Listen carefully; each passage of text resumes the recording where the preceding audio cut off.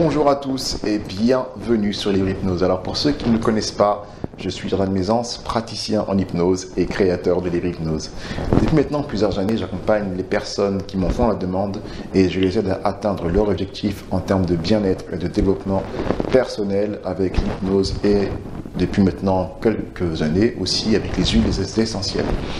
Mais ça c'est un autre sujet. Aujourd'hui j'ai envie de parler avec vous d'une chose que je remarque chez les personnes qui viennent me voir pour que je les aide avec l'hypnose. Et ça concerne toujours le changement, bien entendu. D'ailleurs, si le changement vous intéresse, pensez à vous abonner à cette chaîne parce que je partage beaucoup de réflexions et beaucoup d'informations sur justement comment changer. Et dans cette petite vidéo, j'ai envie de parler avec vous d'une chose qui empêche les gens de changer.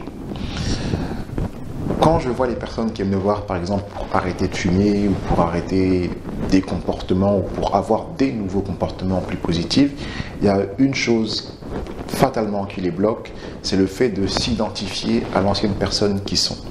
Qu'est-ce que je veux dire par là?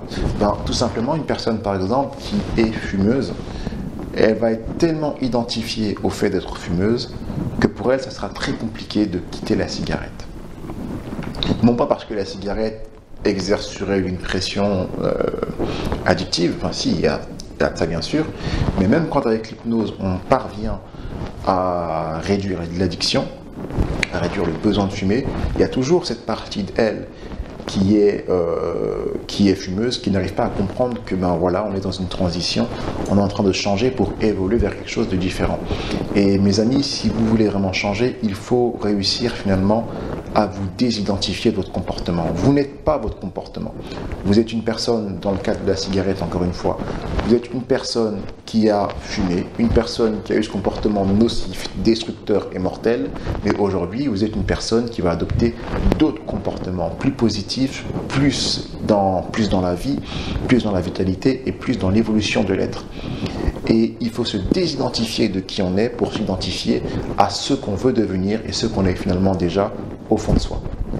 Il y a une chose que je rappelle à chaque fois aux gens, c'est que personne ne naît fumeur ou fumeuse. C'est un comportement qu'on apprend et qu'on peut désapprendre. Et lorsqu'on a plus ce comportement, on peut apprendre d'autres comportements qui sont plus positifs. Ça demande du travail, ça demande des efforts, mais si on est d'accord, on peut y arriver. Et je parle encore une fois de la cigarette, mais c'est pareil pour tous les autres comportements. Si j'ai appris à avoir peur de quelque chose, je peux apprendre à ne plus avoir peur de quelque chose. Il faut arrêter de s'identifier tout simplement à cette chose, à cette personne, à ce comportement qu'on ne veut plus avoir. C'est pareil pour les gens qui me disent « je viens te voir parce que je suis timide ». Tu es timide? Comment ça, tu es timide? Quel est ton prénom? Ton prénom c'est timide? Non. Tu as un prénom qui est différent, tu as une personnalité qui est pleine de ressources. Et alors arrête de t'identifier à ta timidité. D'accord? Et bien souvent en plus, quand on réfléchit, ce sont des étiquettes, c'est même pas nous qui nous les posons, ce sont les personnes qui nous les posent. Une personne qui n'est pas timide, à force qu'on lui répète t'es timide, t'es renfermé, tu es réservé, tu es ci, tu es ça, il va finir par croire qu'il est timide. En fait, pas du tout.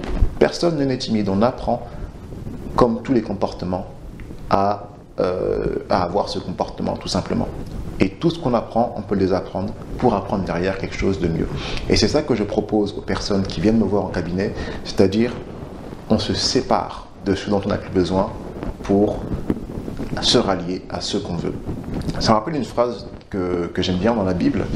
C'est à un moment donné, il y a Yeshua qui explique à ses disciples certaines choses et il dit cette phrase-là, on ne met pas le nouveau vin dans des vieilles outres, sinon les outres se cassent. C'est un peu ça qu'il faut faire, il faut casser cette outre, la vieille outre pour mettre le vin nouveau dans une nouvelle outre.